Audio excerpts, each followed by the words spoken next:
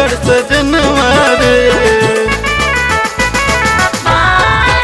बड़ी आफत की आई सवनवा रे, मोरा मिला पिया कर सजनवा रे। दम मार सारे गम को भगाई दियो रे। देखा सर चिलम गांजा पी के राजा, आज देवघर में ढीला हिलाई दियो रे।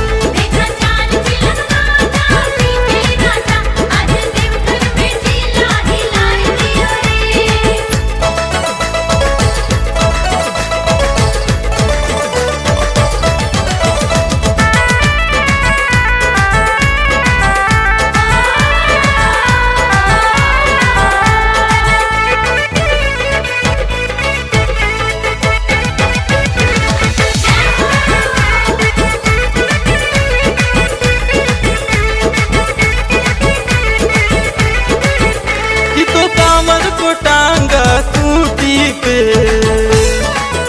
देखो टूट पड़ा भंगिया के बूटी पे। तो कांवर को टांगा खूंटी पे, देखो टूट पड़ा भंगिया के बूटी पे। बम बम बोल सबको जुटाई दियो रे।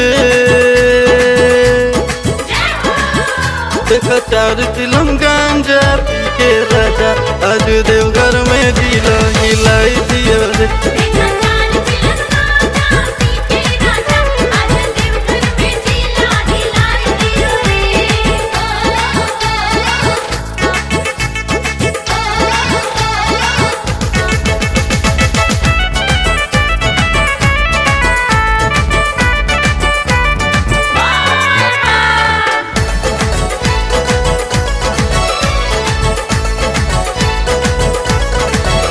नहीं देखा है ऐसा दीवाना रे,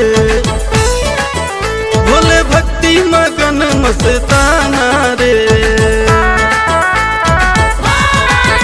नहीं देखा है ऐसा दीवाना रे, भोले भक्ति मगन मस्ताना रे। तो रानी को पानी पिलाई दियो रे।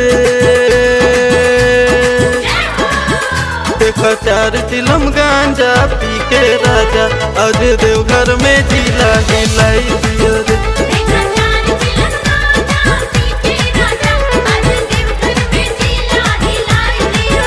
बड़ी आफत की आई सवनवा रे, मोरा मिला पिया कर सजनवा रे। बड़ी आफत की आई सवनवा रे, मोरा मिला पिया कर सजनवा रे। दम मार सारे गम को भगाई दियो रे।